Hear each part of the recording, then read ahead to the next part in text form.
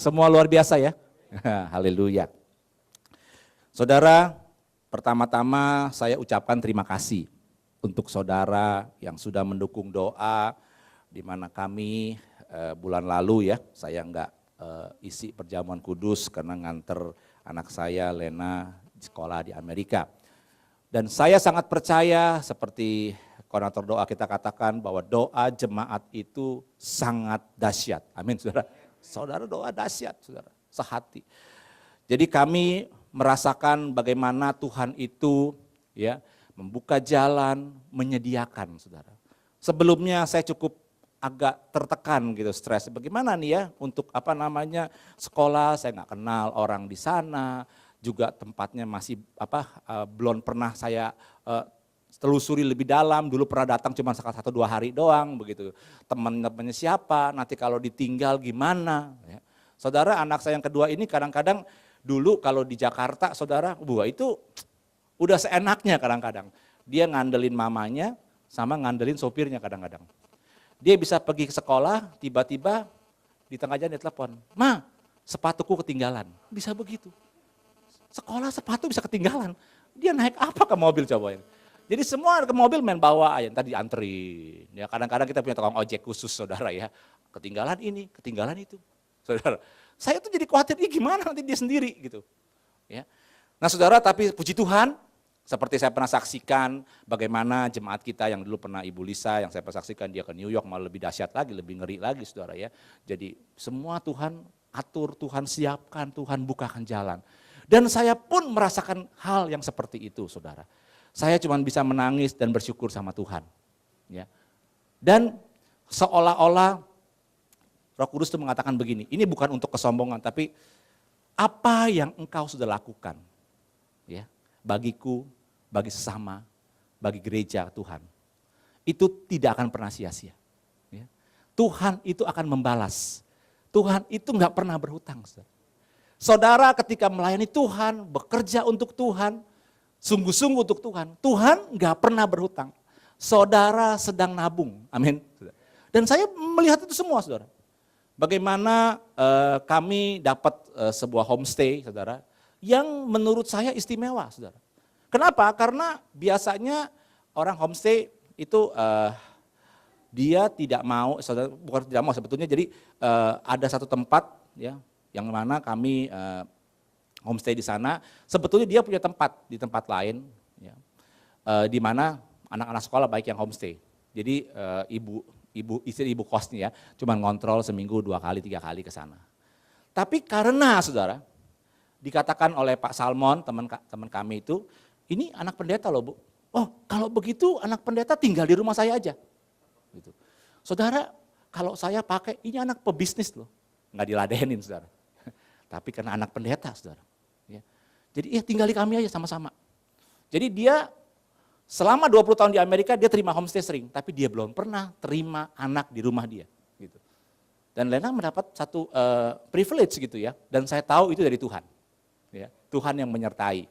Ya, sehingga hari ini saya melihat Lena itu bisa jadi satu keluarga. Kebetulan saudara ya, ini bukan kebetulan, saya tahu ini karena Tuhan saudara. Ibu dan bapak ini ya, namanya Pak Marcel dan Ibu Yusi, punya anak 2 laki-laki saudara.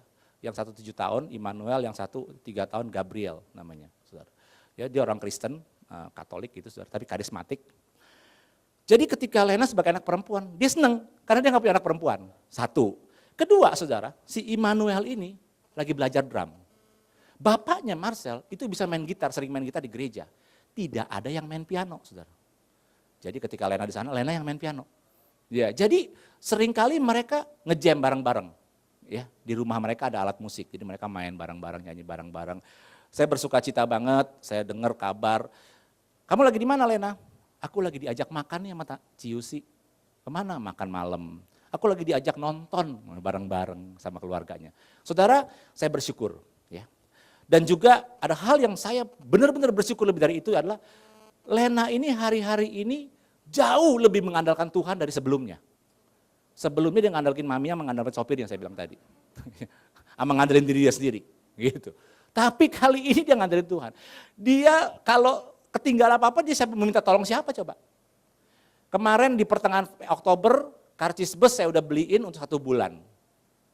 Pas busnya, untuk naik bus kemana itu tuh free gitu kalau student, ya $48 1 bulan. Hilang saudara. Selama 15 hari dia jalan kaki ke sekolah. Busnya nggak ada saudara. Pak, capek nih, ya nggak nanti beli November aja. Siapa suruh kamu hilangin? Jadi jalan kaki. Masalahnya bukannya emang 15 menit sampai 20 menit jalan kakinya. Turun naik begitu gitu, ke bukit. Masalahnya bukan capek Pak, dingin katanya. Jadi dingin-dingin pagi-pagi dia mesti jalan. Tapi pulang ya puji Tuhan banyak teman yang kesian sama dia dianterin pulang. Naik mobil saudara. Jadi saya melihat bagaimana Lena mulai bertumbuh dalam iman. Dia hadir di dalam ya, main keyboard, ya, doa sama-sama. Membangun mesbah di rumah salah satu jemaat di Bethany Seattle, saudara.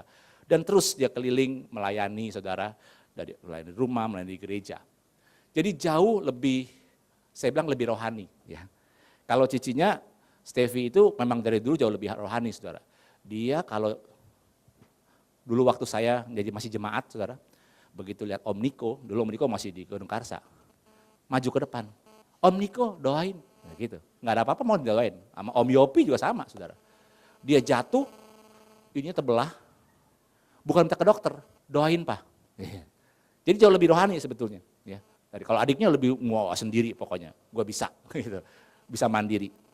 Puji Tuhan, semuanya saudara ya, berjalan dengan sangat baik dan saya percaya semua itu karena doa-doa yang dinaikkan dari jemaat. Saya berterima kasih sekali lagi. Kita beri kemuliaan untuk Tuhan, saudara.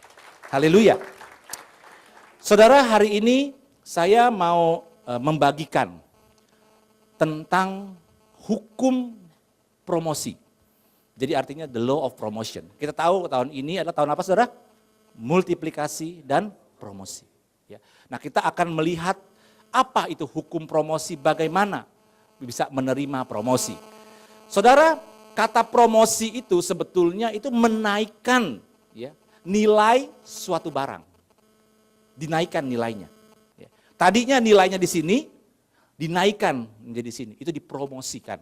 Ya. Kita kenal promosi dari marketing, ya mempromosikan suatu barang sehingga dikenal oleh lebih banyak orang. Bukan hanya segelintir orang, lebih banyak orang. Kita kenal promosi jabatan, bukan hanya jabatannya menjadi kepala bagian, tapi sudah menjadi manajer gitu saudara ya. Itu dinaikkan nilainya. Ya. Nah saudara, ada seorang di dalam Alkitab yang menerima promosi yang sangat luar biasa. Ya. Dan saya kagum gitu ya melihat, nanti kita lihat ya promosi yang Tuhan lakukan di dalam kehidupannya. Kita buka Kejadian pasal 39, saudara. Cerita mengenai Yusuf. Ya. Kejadian pasal 39, kita akan membaca ayat yang pertama sampai dengan ayat yang ke-6 saja. Dari Kejadian pasal 39.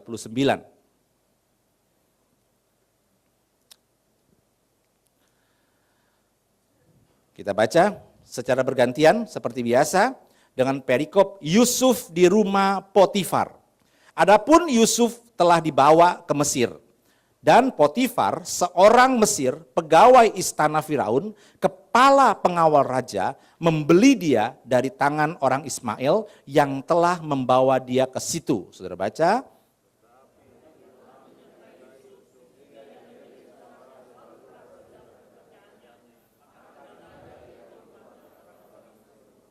Setelah dilihat oleh tuannya bahwa Yusuf disertai Tuhan dan bahwa Tuhan membuat berhasil segala sesuatu yang dikerjakannya,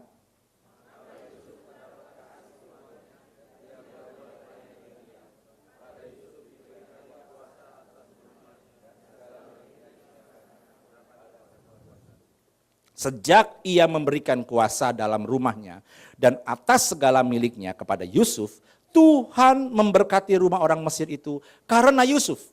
Sehingga berkat Tuhan ada atas segala miliknya, baik yang di rumah maupun yang di ladang.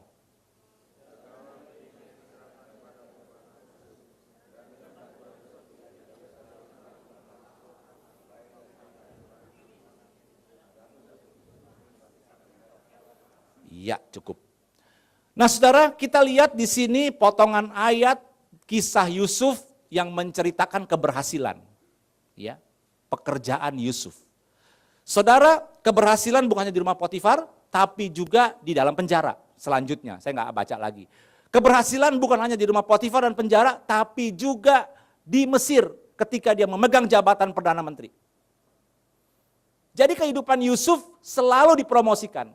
Saudara bayangkan Yusuf itu seorang anak manja, anak Israel biasa, anaknya Yakub, ya. Nggak ada apa-apanya saudara, cuman kena manjanya doang. Diangkat sama Tuhan menjadi Perdana Menteri. Orang nomor 2 di Mesir, artinya Firaun cuma berkata cuman beda cincin ini antara aku dan kamu. Di luar itu kita sama. Semua kekuasaan, keputusan kamu yang bikin, kata Firaun. Jadi saudara diangkat sama Tuhan, dipromosikan nilainya, hidupnya menjadi seorang Perdana Menteri. Sama seperti Daud, dari seorang gembala kambing domba, diangkat oleh Tuhan menjadi raja. Itu promosi. Saya percaya kalau Tuhan bisa mengangkat Yusuf, Tuhan bisa mengangkat Daud, Tuhan juga bisa mengangkat saudara dan saya. Amin. Bisa. Ya. Jadi kehidupan Yusuf itu luar biasa saudara. Saya membayangkan Yusuf itu seorang asing di Mesir. Dia bukan orang Mesir. Dia nggak ngerti adat istiadat Mesir. Dia nggak ngerti cara budayanya Mesir, saudara. Dia orang Israel, tapi kok bisa dikasih kekuasaan. Ya, misal contohnya aja ya, di Indonesia kalau ada wakil presiden dari orang Tionghoa, coba bayangin. Wih, luar biasa kan? Dipercaya gitu. Siapa ini orang? Ya kan? Nah, ini begitu kejadian di Mesir. Ya, Yusuf bukan orang Mesir, tapi Yusuf harus memerintah orang Mesir. Harus memerintah, saya yakin Potifar, ya kan? Salah satunya. Karena saya yakin yang namanya Potifar itu adalah kepala pas pampres. Kalau di sini. Kepala pas pampres. Ya, kepala pengawal raja. Saudara, kalau kepala pas pampres pasti teman-temannya bukan ecek-ecek. Teman-temannya pasti pejabat. Ya. Bahkan dia pun kenal dengan presiden-presiden dunia, dari dunia. Karena pasti mereka sering berkomunikasi untuk menjaga keamanan presiden masing-masing. Ya. Jadi pergaulannya si Potifar ini luar biasa, saudara. Dan saya percaya juga, yang lebih hebat lagi, di rumahnya Potifar, itu pasti ada yang namanya peta Mesir. Di mana daerah rawan, di mana daerah aman, bagaimana penjagaan dan sebagainya. Karena dia kepala pengawal. Kalau sampai Raja Firaun itu tadi, pergi ke satu daerah, dia mesti tahu benar daerah itu, saudara. Ketika saya pernah pameran membawa ampli buatan lokal, ya, dengan Java Jazz Series di Ritz-Carlton, saya kenal tentu dengan Pak Peter Gonta, dan Pak Peter Gonta waktu pamer malam-malam kita set up di Ritz-Carlton, datang seorang bapak, saya dikenalin, namanya A misalnya, Bapak, di mana Pak, kerja atau apa? Karena pakaiannya saya rasa, oh saya kepala pas pampres. Saya kaget. Oh jadi saya tahu, dia ngecek seluruh hotel itu. Sebelum besok Pak Presiden datang. Ya, ada acara untuk Kadin. Saudara lihat, jadi Yusuf itu tinggal di rumah orang yang penting, saudara. Di rumah orang yang penting. Nah saudara, promosi yang diterima oleh Yusuf, saya bilang itu sangat luar biasa. Pertanyaannya siapa yang membuat promosi itu? Buka bersama saya Ulangan pasal 28. Pegang baik-baik firman ini saudara. Ulangan pasal 28 ayat yang ke-13.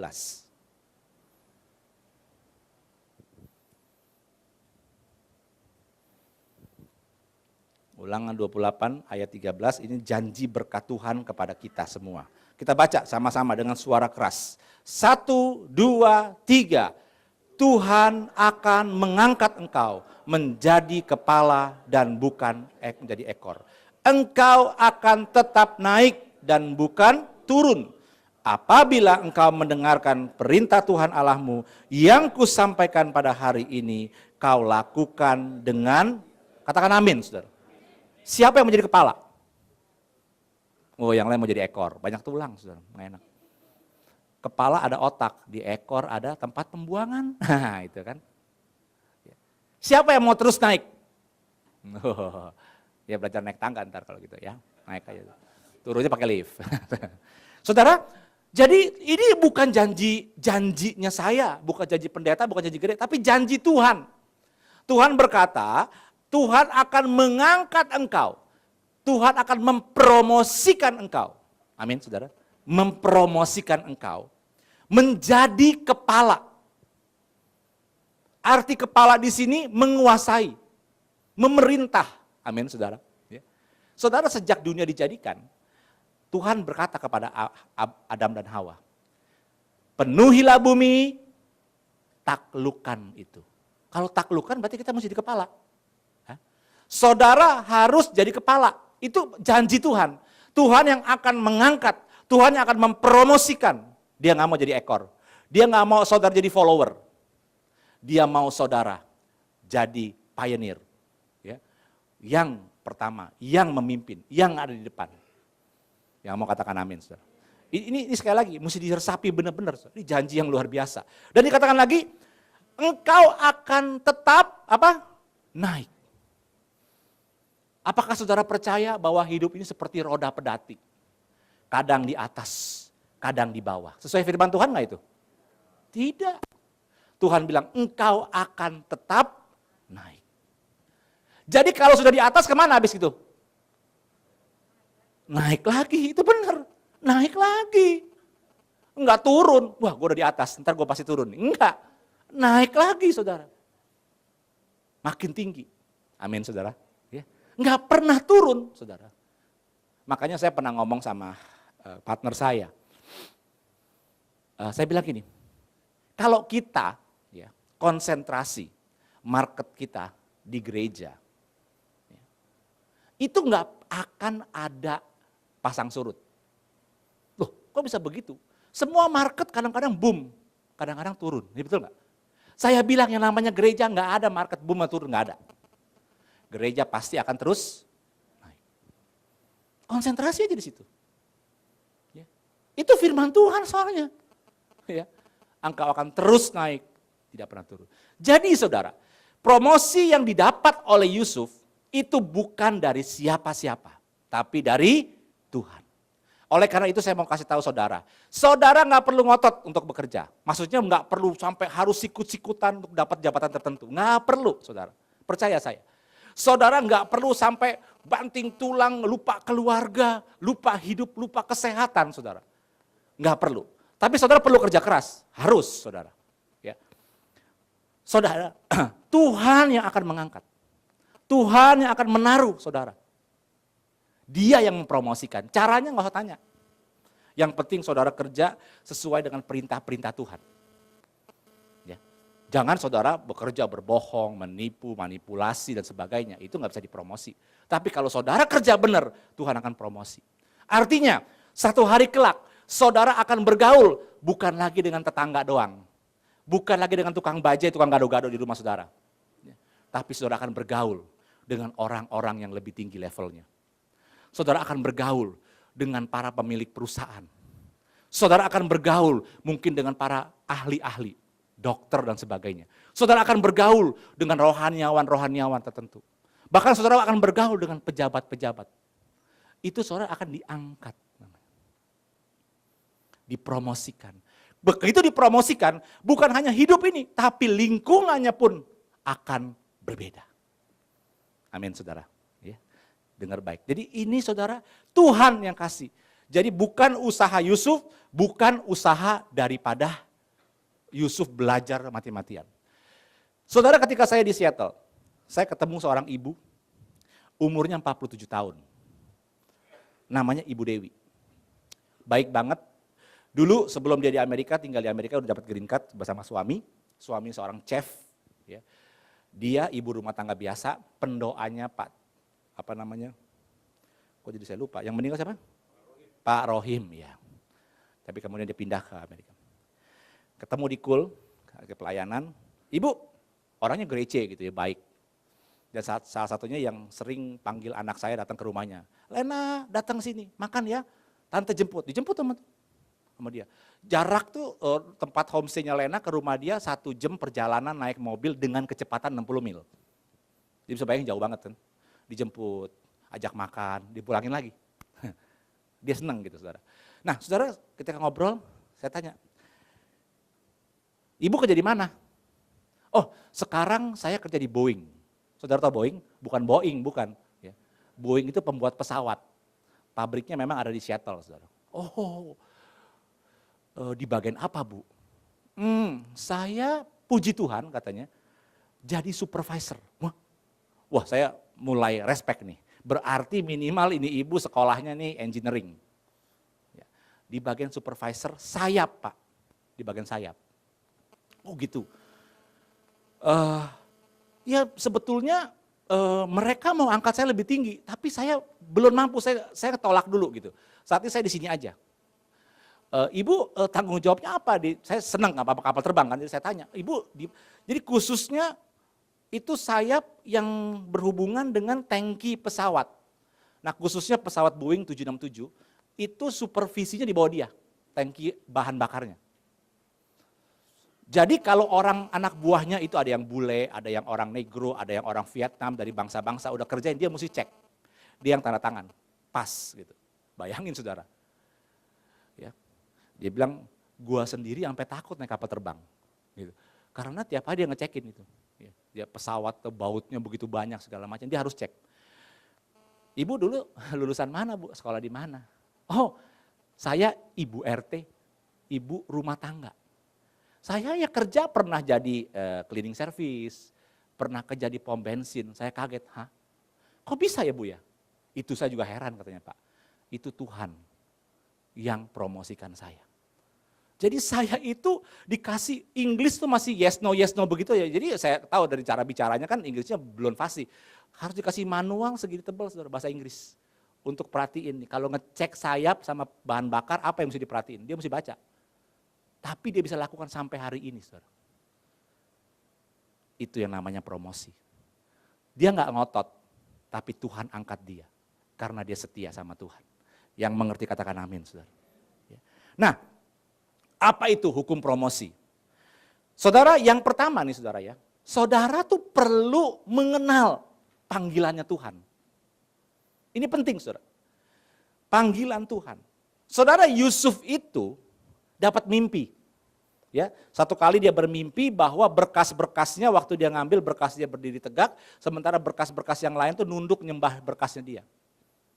Berarti dia mimpi dia jadi pemimpin. Berkas yang lain itu saudara-saudaranya menyembah dia. Kedua kali dapat mimpi lagi sama intinya. Ya. Dia berdiri dan semua matahari dan ke-12 bulan menyembah dia. Jadi dia menjadi seorang penguasa. Itu mimpi. Itu panggilan Tuhan. Saudara. Mimpi kita apa? Dikejar-kejar anjing. Dikejar-kejar setan. Saya nggak tahu mimpinya apa saudara. Ya. Saudara, Yusuf mendapatkan panggilan. Yusuf dapatnya melalui mimpi. Saudara bisa dapat hal yang lain? Bisa. Ya. Nah saudara, ini hal yang penting. Ketika Tuhan panggil kita, Tuhan tarik kita dari dunia yang gelap ini menjadi anaknya yang terang. Ingat loh, Yohanes berkata, bukan kamu yang memilih aku. Jadi bukan saudara yang pilih Tuhan, bukan. Tapi siapa? Tuhan pilih saudara dan saya. Kalau saya milih aqua gelas, saya nggak milih aqua botol, saya nggak milih aqua galon, saya milih merek ini, berarti saya punya tujuan nggak? Punya. Saya punya tujuan khusus kalau saya milih yang namanya minta gelas. Gitu. Saudara ingat, Tuhan memilih saudara. Ketika dia pilih saudara, berarti dia punya tujuan dalam hidup saudara. Yang mengerti katakan amin. Ini dia punya tujuan, ngapain dia pilih saudara dan saya kalau enggak. Ya. Jadi saudara mau kenal Tuhan tuh jangan asal-asalan. Benar saudara. Tuhan tuh punya rencana yang luar biasa dalam hidup setiap kita. Enggak peduli, saya katakan siapa. Ibu Dewi datang ke Amerika, ya. Karena suaminya dulu kerja sana, waktu dia sana, dia nggak kerja apa-apa. Dia kerja cleaning service, dia pernah kerja di pom bensin. Mana ada harapan yang namanya dia bisa kerja di perusahaan besar dunia. Cuman 2 pembuat pesawat komersial, saudara, Boeing sama Airbus. Nggak pernah dia mimpi itu. Tapi Tuhan kalau manggil saudara dan saya, dia punya tujuan. Dan salah satu tujuan Tuhan, Ulangan 28 tadi, aku akan mengangkat engkau. Naik. Itu salah satu tujuannya. Jadi saudara saya, ayo, jangan asal-asalan ikut Tuhan. Amin. Jangan asal-asalan. Sungguh-sungguh saudara. Sungguh-sungguh. Karena Tuhan itu punya tujuan. Dan ketika Tuhan menetapkan tujuan, Tuhan sudah panggil saudara dan saya, Tuhan menetapkan tujuan, tujuan itu tidak akan pernah bisa dihalangi oleh siapapun. Kecuali kita sendiri yang gak mau. Orang lain tidak akan bisa menahan tujuan Tuhan dalam hidup saudara. Gak akan bisa. Saya beri contoh ya, Ketika Yusuf dapat mimpi, Yusuf sebelum dapat mimpi sudah disentimenin sama saudara-saudaranya.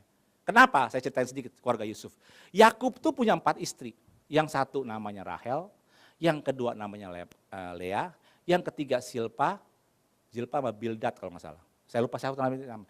Yang 2 ini pembantu. Jadi dia kawin sama Rahel sama adiknya Lea. Kemudian pembantunya diberikan oleh Rahel kepada Yakub.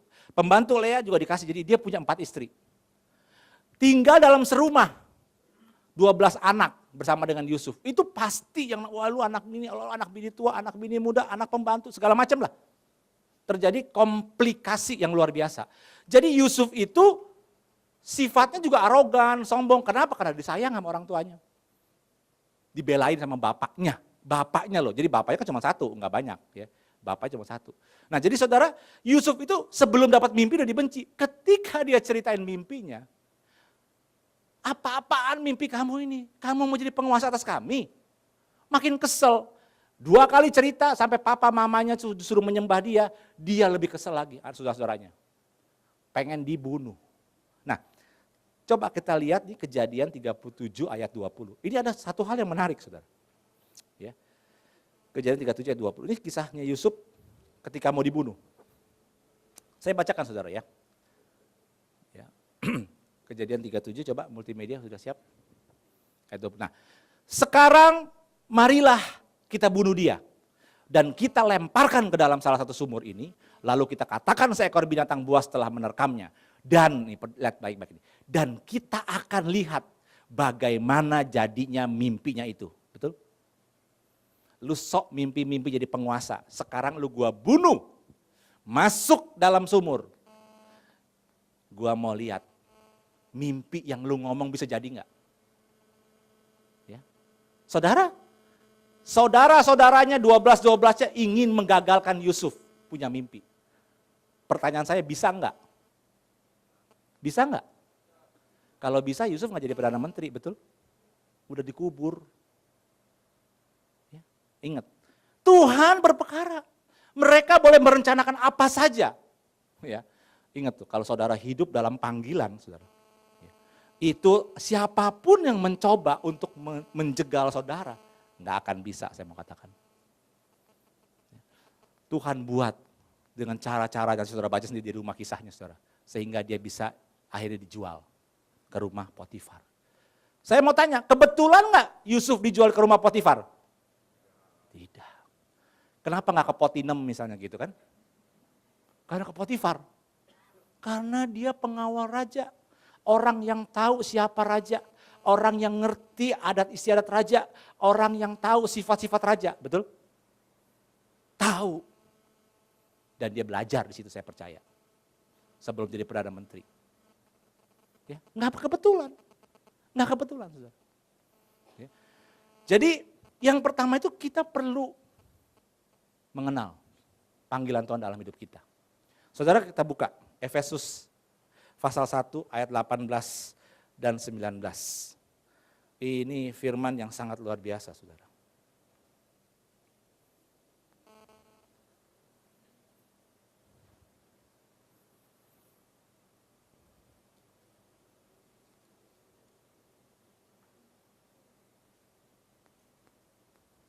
Efesus 18, Efesus 1 ayat 18 dan 19. Ayo kita baca bersama-sama. Saudara boleh kasih stabilo, ini firman yang sangat luar biasa. Yuk, 1, 2, 3. Dan supaya ia menjadikan mata hatimu terang, agar kamu mengerti pengharapan apakah yang terkandung dalam panggilannya. Betapa kayanya kemuliaan bagian yang ditentukan bagi orang-orang kudus. Dan betapa hebat kuasanya bagi kita yang percaya. Sesuai dengan kekuatan kuasanya. Saudara dan saya perlu minta sama Tuhan supaya Tuhan membuka mata hati kita. Menerangi mata hati kita. Untuk apa, saudara? Untuk apa? Untuk supaya kita mengerti bahwa Tuhan itu menaruh harapan dalam hidup saudara dan saya. Amin. Bukan kita loh yang berharap, tapi Tuhan menaruh harapan. Harapan apa? Harapan yang terkandung dalam panggilan.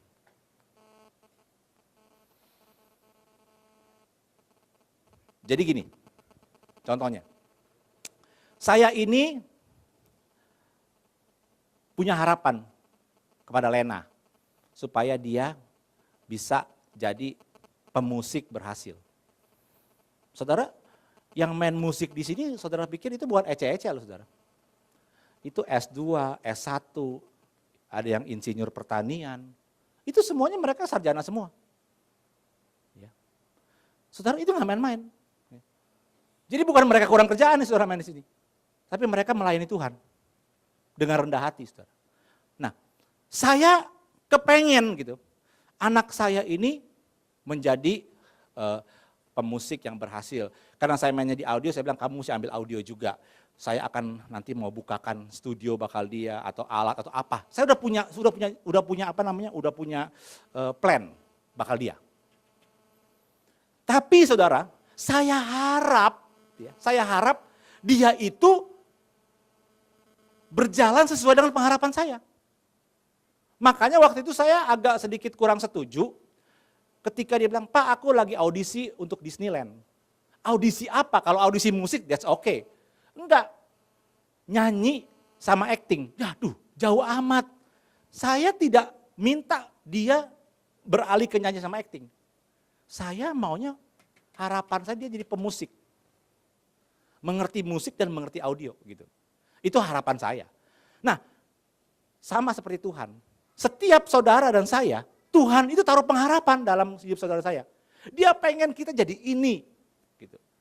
Begitu kita jalan, begitu misalnya Lena berjalan sesuai dengan pengharapan saya, maka saya akan mulusin jalannya, pasti. Saya akan siapkan kuliah, saya akan siapkan studio, saya akan siapkan segalanya. Karena itu pengharapan saya. Sama saudara, Tuhan manggil kita, dia punya pengharapan. Nah saudara, kalau saudara mau tahu kira-kira apa yang menjadi bagian kita ketika kita itu bisa dengar panggilannya, dikatakan betapa kayanya kemuliaan bagian yang ditentukannya bagi orang-orang kudus. Saudara, ayat ini membuat saya terus terang. Saya lagi berdoa, Tuhan saya ini satu saat saya mesti full time. Saya udah buktikan waktu saya di Amerika, saudara, di Seattle. Percuma gelarnya tuh pengusaha. Tapi ketika saya bilang saya hamba Tuhan, saya gembala sidang. Saudara yang hormat itu, sorry bukan saya gila hormat, lebih banyak. Pak, nginep di rumah kami aja. Pak, makan di rumah kami ya. Pak, saya undang ini. Begitu saudara. Dulu bukan saya nggak pernah datang, kenal ya, ini pengusaha biasa-biasa aja. Jadi saya mau bilang sama saudara, kemuliaan yang diberikan kepada Tuhan untuk saudara dan saya, ketika saudara hidup dalam panggilan Tuhan, itu jauh lebih besar dan lebih hebat dari pengusaha sukses apapun. Katakan amin, saudara. Benar, saudara. Ini benar.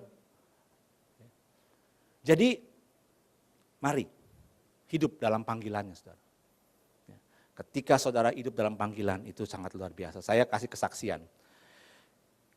Saudara, Pak Wiryo Hadi dulu itu ketua youth di GBI Gatot Subroto, orang biasa.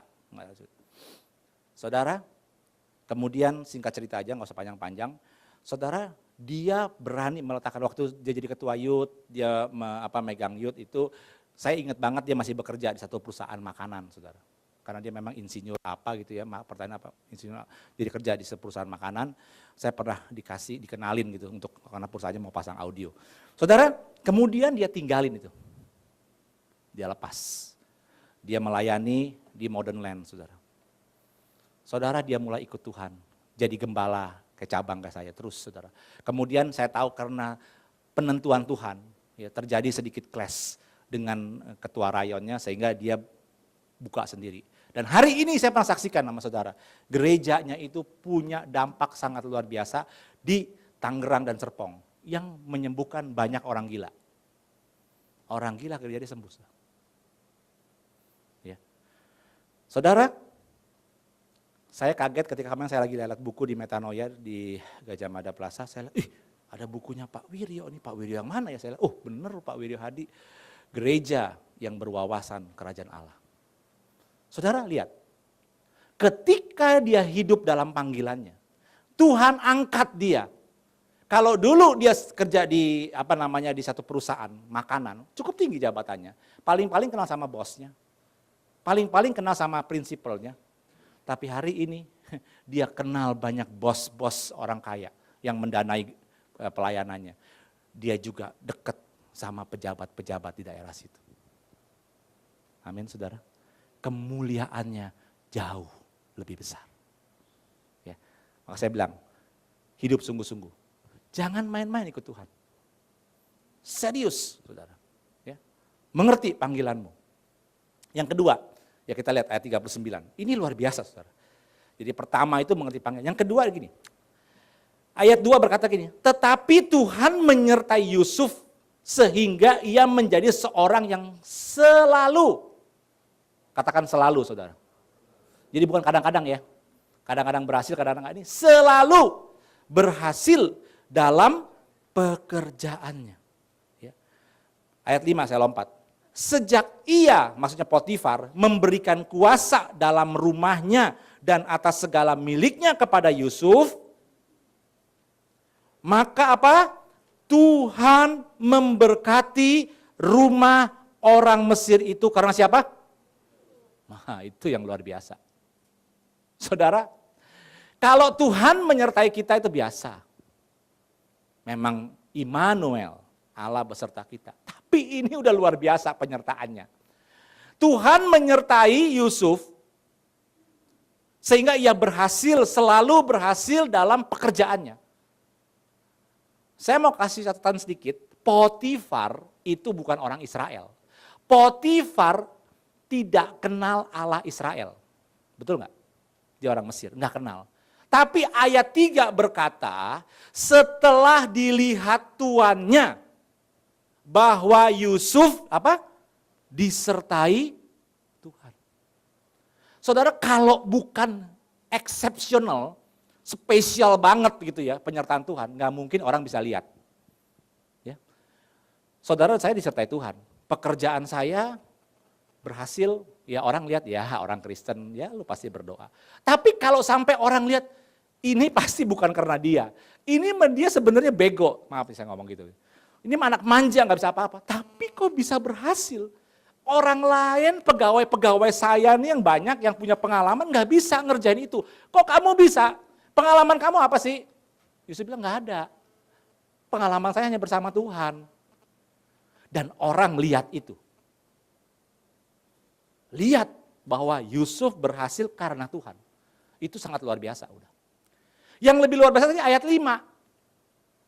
Ketika Potifar berusaha memberikan makin banyak otoritas, kekuasaan kepada Yusuf, Potifar semakin diberkati. Saudara, kalau saudara bekerja, ya, bosnya bukan orang kenal Tuhan, bosnya melihat saudara disertai Tuhan, dan bosnya berkata begini, sejak gua kasih kepercayaan toko gua diberkati loh. Gua kasih toko yang lain juga diberkati. Gua kasih toko lagi yang di mall, diberkati juga. Bayangin, saudara dapat berapa banyak toko untuk dikelola. Bukan apa-apa, Karena jadi berkati. Karena Yusuf, karena saudara. Ya. Jadi yang kedua, law of promotion itu perkenanan Tuhan. Apa saudara? Perkenanan Tuhan. Tahun depan kita punya visi gereja luar biasa. Pak Niko dapat tahun perkenanan Tuhan. Siap-siap. Amin. Bisa jadi pada Yusuf semua nih. Mau nggak? Mau ya. Orang bingung, berebut tuh. Saudara bilang mau, Pak saya mau izin. Jangan keluar ya, kalau izin boleh. Dia mau seminggu, mau sebulan, mau jalan-jalan nggak apa-apa. Iya kan? Direbutin orang saudara kayak gitu mah. Bukan karena saudara ahli, tapi karena Tuhan menyertai. Tuhan berkenan dalam hidup saudara. Nah kesuksesannya si Yusuf ini bukan hanya di rumah Potifar, tapi di kepala penjara. Di rumah biasa-biasa, di penjara yang sulit, sukses. Di istana, ya sukses juga. Hebat ya, karena Tuhan berkenan. Nah saudara, rahasia aja gini, Yohanes 15 ayat 7.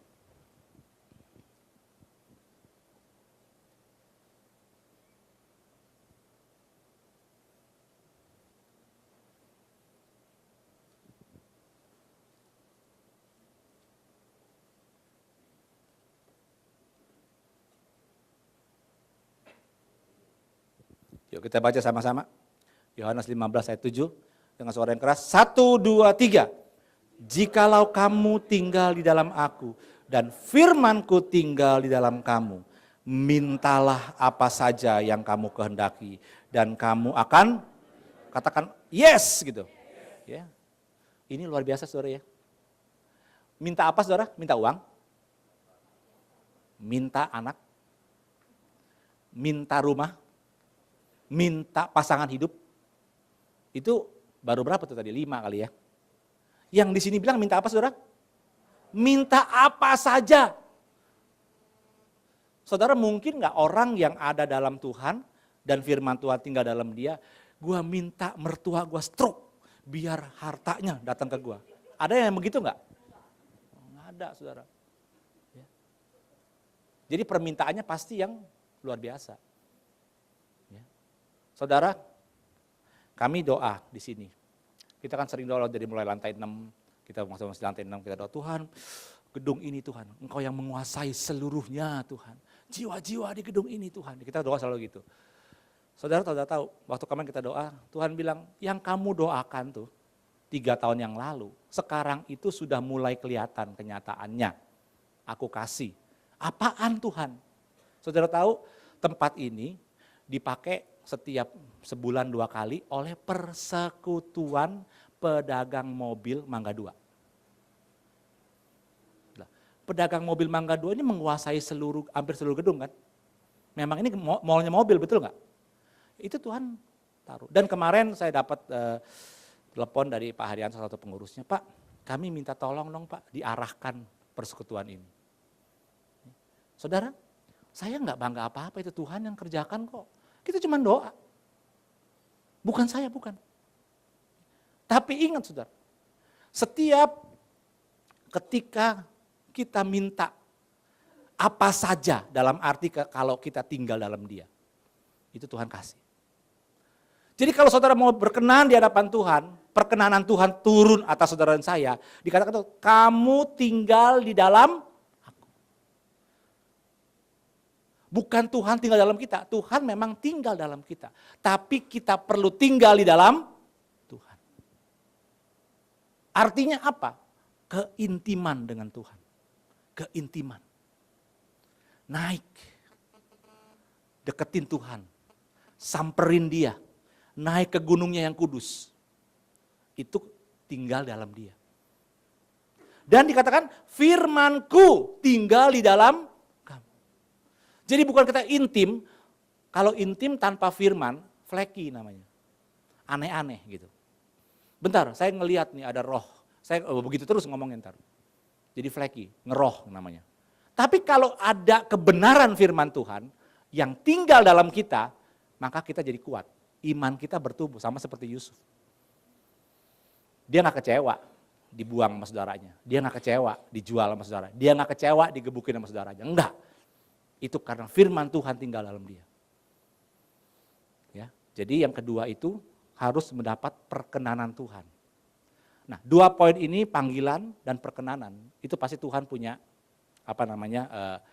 peran yang luar biasa. Nah, yang ketiga ini saudara, ya, yang ketiga ini yang bagian kita. Ya. Di dalam ayat yang ke-6 dipisahkan 6b, dikatakan gini, adapun Yusuf itu apa? Manis sikapnya. Benarkah Yusuf manis sikapnya? Maksudnya benarkah sebelumnya Yusuf itu manis sikapnya? Saya yakin tidak. Kenapa? Saudaranya benci sama dia semua. Mungkin nggak kalau orang yang manis sifatnya dibenci saudara-saudaranya?